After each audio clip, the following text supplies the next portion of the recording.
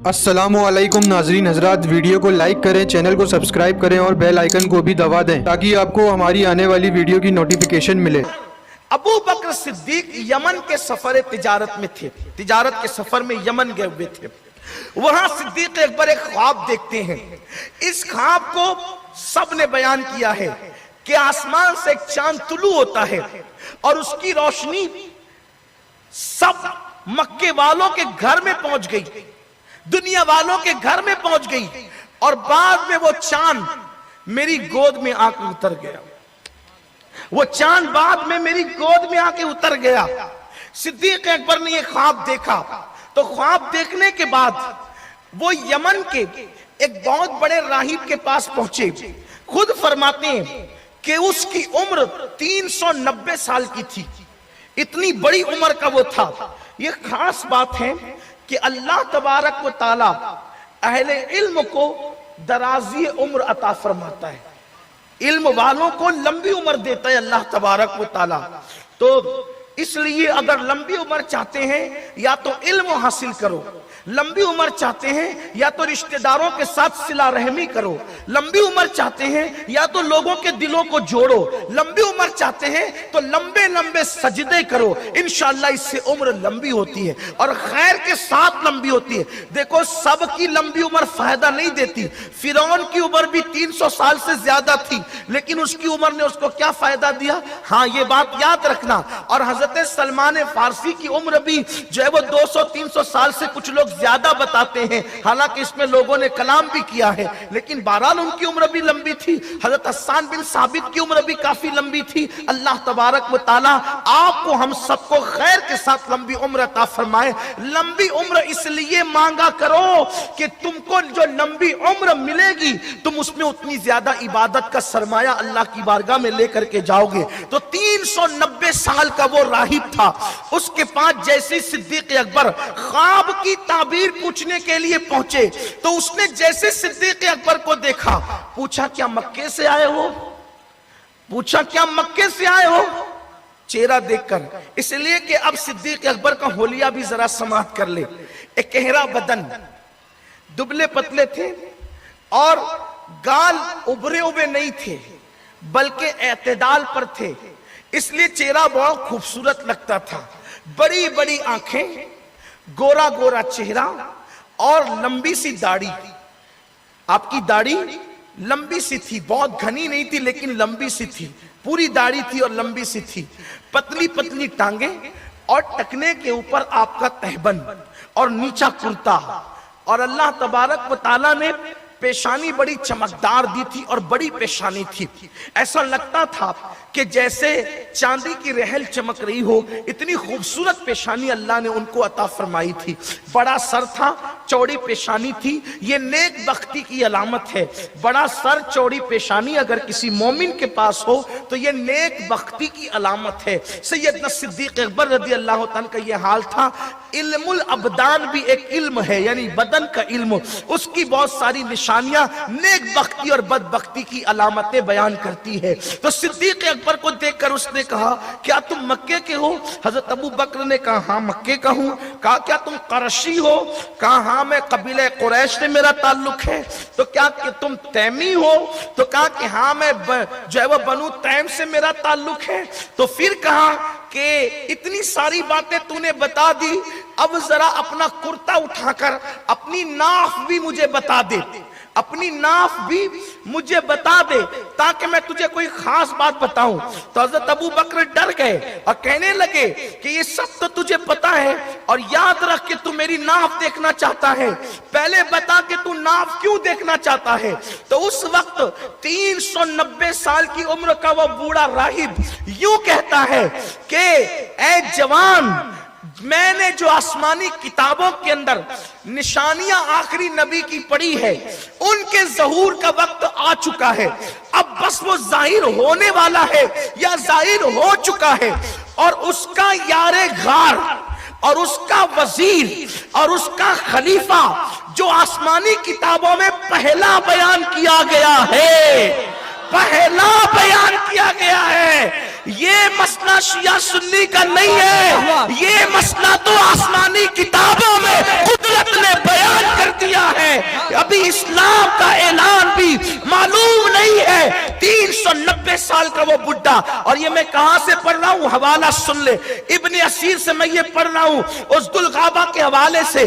اس کے راوی عبداللہ ابن مسعود رضی اللہ تعالیٰ عنہ ہے. عبداللہ ابن مسعود کون ہے؟ ان کو رسول اللہ صلی اللہ علیہ وآلہ وسلم نے استاذ الامہ قرار دیا ہے، معلم امہ قرار دیا ہے. حضور فرماتے ہیں جس محفل کے اندر عبداللہ ابن مسعود موجود ہوگا، اس محفل میں کسی کو مسئلہ بیان کرنے کی اجازت نہیں ہے. ابن مسعود وہ ہے. مگر یاد رکھے ایسا معتمد رسول اللہ کا جس کے بارے میں حضور کہیں دین کے معاملے میں عبداللہ ابن مسعود جو پسند کر لیتا ہے، میں محمد بھی اس کو پسند کر لیا کرتا ہوں. اتنا اعتماد تھا حضور کو. لیکن پیارے میرے عزیز بھائیوں، یہ مرتبے اتنے اعتماد کے کیسے ملتے ہیں؟ صرف اوراق پڑھ کر کے نہیں ملتے. ابن مسعود کہتے ہیں کہ مجھے اللہ نے جو اتنا علم عطا کیا ہے وہ کتابوں کا رہنے منت نہیں ہے، بلکہ میں حضور کے پیچھے پیچھے چلتا تھا. اور حضور کے پیچھے چلنے کا ایک ہی مقصد ہوتا تھا کہ جب حضور نالین اتار دے تو میں حضور کی نالین اٹھا کر کے اپنے سینے سے لگا لوں. حضور اپنے کام سے لگے رہتے تھے، میں نالین اٹھا کر کے آستین میں گھسا کر کے تاکہ کسی کو پتا نہ چلے، یوں آستین اپنے نالین کو آستین میں رکھ کر اپنے سینے سے لگا کے بیٹھا رہتا. نالین سینے سے لگاتے لگاتے اللہ نے میرے دل میں اتنے علوم کو انڈیل دیا کہ رسول اللہ نے ان کو معلم امت کا خطاب عطا فرمایا. یہ صحابہ کرام. تو وہ کہتا ہے، راہب کہتا ہے جس کی عمر 390 سال تھی کہ آخری نبی کی صفات ہم نے آسمانی کتابیں پڑھی ہے اور ان کے ظہور کا وقت بھی آ گیا ہے، ظہور ہونے والا یا ہو چکا ہے، لیکن ان کا پہلا وزیر، ان کا پہلا خلیفہ، ان کا یار با وفا جو پہلا ہے، اس کی جتنی علامتیں ہیں وہ سب میں تیرے اندر دیکھتا ہوں. لیکن ایک علامت جو اس میں موجود ہے، کون سی علامت؟ کہ اس کی ناف کے نیچے تل ہے. چہرے سے تو پہچان لیا، قبیلے سے تو پہچان لیا، شہر سے تو پہچان لیا، لیکن یہ میری گویا قدرت جس کو چنتی ہے نا، اس کے تل بھی بیان کر دیتی ہے. اسلام کوئی ڈھکا چھپا تھوڑی ہے. من گھڑت قصوں سے کیا ہوتا ہے؟ قدرت تو تل بھی بیان کرتی ہے اپنے یاروں کے. تو کہا کہ تیرے ناف کے نیچے تل ہے، تیرے ناف کے نیچے تل ہے. اگر ساری نشانیاں ہیں، اگر ناف کے نیچے تل ہے تو وہی ہے جس کا ذکر آسمانی کتاب میں موجود ہے. تو حضرت صدیق اکبر نے، اب کبھی ایسا ہوتا ہے کہ آدمی اپنے ہی حسن پر نظر نہیں ڈال پاتا. حضرت بیدم شوارسی بڑا دمدار شاعر، صوفی شاعر، عاشق رسول، وارث پاک کا منظور نظر، جس کو کہنے کا، نعت کہنے کا، منقبت کہنے کا حق ہے، جس نے کہا عشق مصطفیٰ میں ڈوب کر کہا. جب وہ نعت کہتا ہے عشق مصطفیٰ میں ڈوب کر تو یوں کہتا ہے، عدم سے لائی ہے ہستی میں آرزو رسول، کہاں کہاں لیے پھرتی ہے جستجو رسول. اور کہتے ہیں عجب تماشا ہو میدان حشر میں بے دم، عجب تماشا ہو میدان حشر میں بے دم، کہ سب ہو پیش خدا اور میں روبرو رسول. اسی بیدم کا دمدار شعر یہ بھی ہے، بیدم یہی تو 5 ہے، مقصود کائنات خیر النساء حسین و حسن مصطفیٰ علی. اسی بیدم نے کہا ہے، جو کہنا چاہتا تھا وہ یہ ہے، اپنی ہستی کا گر حسن نمایاں ہو جائے، اپنی ہستی کا گر حسن نمایاں ہو جائے، انسان آدمی اپنے انوار پہ شیدا ہو جائے. تو ابھی تک صدیق اکبر نے خود نہیں دیکھا تھا کہ میری ناف پہ تل ہے. انہوں نے کرتا ہٹایا تو ناف پہ تل تھا. اس بڈھے نے دیکھا. اب دھیان سے سنو میرے نبی کی شان اور ان کے یار کی شان. ابن اسیر لکھنے مفہوم یہی ہے، الفاظ چینج ہو سکتے ہیں، اس لیے کہ وہی الفاظ یاد کرنے کے لیے مجھے رمضان شریف کے حافظوں کی طرح دن بھر جو ہے وہ کرنا پڑے گا، اور میں نہیں کر سکتا، میرے پاس مصروفیات اللہ کی توفیق سے بہت ہے، تو میں مفہوم پیش کر رہا ہوں، الفاظ میں مکمل اس کے نقل نہیں کر سکتا۔ الفاظ نقل کرنے کے لیے مجھے پھر وہ کتاب نکال کے پڑھنی ہوگی جو میرے موبائل میں موجود ہے، یہاں پر ہے وہ میرے پاس، لیکن چونکہ نہ اس کا وقت ہے اور نہ ہی میں اس کو، اور میں یوں بھی جو ہے وہ کسی مصنف کے ہو الفاظ کو یاد کرنے کی کبھی کوشش نہیں کرتا۔ اس کی وجہ یہ ہے کہ جو یاد کیا اسی کو آ کے پڑھ دیا تو یہ تو آموختہ سنانا ہوا نا، پھر میری اپنی کیا بات رہی؟ میں نے بھی تو کوئی محنت کرنی ہے نا آپ کے سامنے، مجھے بھی تو کچھ کام کرنا ہے نا آپ کے سامنے، بات یہی ہے اصل میں۔ تو میں وہ مکمل نقل نہیں کروں، بلکہ مفہوم اس کا یہی ہوگا۔ الفاظ تبدیل ہو سکتے ہیں کہ وہ کہتا ہے کہ تیری دل تو ہے نا، تو وہی ہے، سن، سچائی کو قبول کرنے میں دیر مت کرنا۔ وہ جو آخری نبی ظاہر ہونے والا ہے، ٹائم آ چکا ہے، تو اس کا یار ہے، سچائی قبول کرنے میں ٹائم مت کرنا، دیر مت کرنا۔ پھر حضرت ابو بکر صدیق نے جب یہ سب اتنی سچائی اس کی دیکھی، متاثر ہوئے کہ میرے خواب کی تعبیر بھی بیان کر دے، تو کہا کہ تیرے خواب کی تعبیر بھی یہی ہے جوان، کہ یہ جو تو نے چاند دیکھا ہے نا، وہ چاند کوئی اور نہیں ہے، وہ مہتاب رسالت ہے، جس کی انوار شرق غرب میں پھیل جائیں گے، اور یہ کہ وہ تیری جو گود میں اتر آیا ہے، وہ چاند کی روشنی سب کے گھروں تک پہنچے گی، لیکن وہ چاند جو تیری گود میں اتر آیا ہے تو وہ ایک دن تیری گود میں سر رکھ کر کے آرام کرے گا۔ اللہ اللہ، یہ بھی ابھی ایمان بھی نہیں لائے، گود میں سر رکھ کر کے وہ آرام کرے گا۔ یہ اشارے بھی کیے گئے، اللہ اکبر، جو تیری گود میں آنے والا ہے، جو تیری گود میں اس کا، تو وہاں پر چلا جائے گا، وزیر بنے گا۔ اور پھر اس نے کہا 390 سال کے اس راہب نے، اے ابو بکر جوان، اب جا مکہ اور حق قبول کر لینا، لیکن سن، میں 390 سال کا بوڑھا اتنا لمبا سفر تو نہیں کر سکتا، البتہ اس آخری نبی کی شان میں نے کچھ ابیات کی شکل میں نعتیں لکھی ہے، تو یہ میری نعتیں اس کو جا کر کے دے دینا، اس پیارے پیارے کو، اس اچھے اچھے کو، اس سچے سچے کو، کہ میں نے تیری نعت لکھی ہے، اگر وہ قبول کر لے تو میرا بیڑا پار ہو جائے، لیکن تو وہاں تک پہنچا دینا، کیونکہ تو اس کا یار ہے۔ حضرت صدیق اکبر نے وہ پرچہ لیا، اب وہ پرچہ جیسا بھی رہا ہوگا وہ لیا جس پر نعتیں لکھی ہوئی تھی، پتا چلا مسلمانوں سوچو تو صحیح، غور تو کرو، ابن اسیر لکھ رہے اس دلغابہ کے اندر کہ وہ بوڑھا راہب حضور کے اعلان نبوت سے پہلے نعت لکھ کے رکھا ہوا ہے، اور حضرت ابو بکر سے کہتے لے جا کے اس تک پہنچانا۔ اب ابو بکر صدیق جو ہے مکہ المکرمہ پہنچے، دل کے اندر تو بات تھی، حیرانی یہ تھی کہ آخر مکے کے اس ماحول میں کہ جب کہ لوگ ماؤں کے ساتھ زنا کرتے ہیں، مال لوٹ کر کے کھا جاتے ہیں، کعبے کا طواف ننگا ہو کر کرتے ہیں، وہ کون بندہ ہے جو نبی ہوگا؟ مکے میں نبی کون ہوگا؟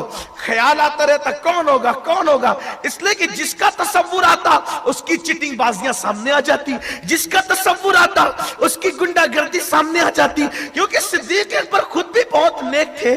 اسلام قبول کرنے سے پہلے بھی ابو بکر نے کبھی کسی بت کی پوجا نہیں کی، بلکہ ان کی امی لے کر کے گئی بت خانے میں کہ یہ تیرا معبود ہے، اس کی عبادت کر، تو آپ نے خلیلی طور پر یہ کہا کہ میں ننگا بھوکا ہوں، مجھے کھانا دے، کپڑا دے، اور اس کے بعد جب نہیں کہا تو کہا تو جھوٹا ہے، تو ماں نے ایک تماچا مارا اور تماچا مار کے کہا خدا کی توہین کرتا ہے، غیب سے آواز آئی اس کو مت مار، یہ آخری نبی کا یار ہے۔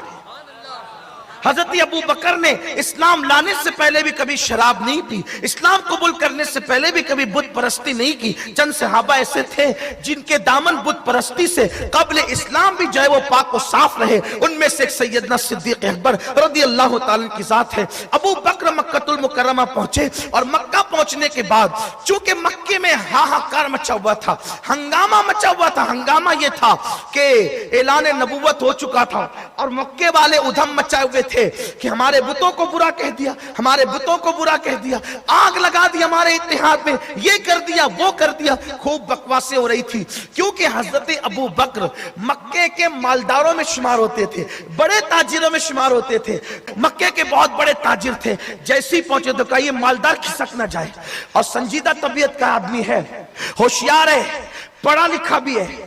اس جاہلیت کے ماحول میں پڑھے لکھے تھے ابو بکر، سنجیدہ تھے، سلجھے ہوئے تھے، جاہلیت کے ماحول میں بھی کبھی زنا کے قریب نہیں گئے۔ سب جمع ہو گئے، سارے مکے کے گنڈے جمع ہو گئے اور کہنے لگے کیسا رہا تجارت کا ماحول؟ تو انہوں نے کہا کہ یہ اور یہ اور یہ اور یہ۔ تو چونکہ اس دور کی عادت تھی، ہم لوگ بھی کبھی سفر سے آتے ہیں تو اپنے ساتھ کیا حال چال، شہر میں سب ٹھیک چل رہا ہے؟ تو کہتے ہیں ہاں سب چل رہا ہے۔ سیاست کیسی؟ اچھی۔ مذہبی معاملات کیسے؟ اہل سنت ٹھیک، غیر اہل سنت ٹھیک۔ سب رپورٹ اس طرح سفر کے بعد دوستوں سے ڈسکس ہوتی۔ ابو بکر نے کہا کوئی نیا معاملہ؟ ابو جہل بول پڑا، ارے مت پوچھو بھائی کیا ہوا، بڑا طوفان ہوا تمہارے جانے کے بعد۔ کیا ہوا؟ وہ محمد نے نبوت کا اعلان کر دیا۔ بس اتنا سننا تھا کہ دل کی کلی کھل گئی۔ کیوں؟ اس لیے کہ یمن والے اس بوڑھے راہب کی بات بالکل 2+2=4 کی طرح من نون صحیح ثابت ہوئی۔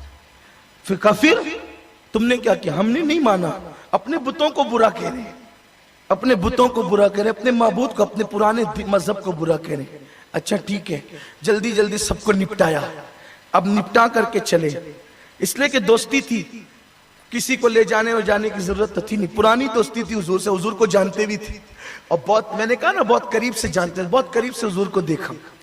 گئے تو حضور بیٹھے ہوئے تھے، تو چونکہ ابھی ایمان نہیں لائے تھے نا، تو دوستی کے لہجے میں کہا اے محمد آپ نے کیا کیا؟ حضور نے کہا کہ اللہ نے نبی بنایا ہے مجھے۔ کہا نبی بنایا ہے؟ تو ہم نے سنا ہے تجارت کے لیے جاتے ہیں جو نبی ہوتا ہے وہ کوئی معجزہ بھی دکھاتا ہے، تو آپ کا بھی کوئی معجزہ ہوگا نا، آپ نبی ہے تو۔ حضور نے مسکرا کے کہا وہ 390 سال کے بڈھے نے جو میری نعت لکھی ہے نا وہ مجھے دے۔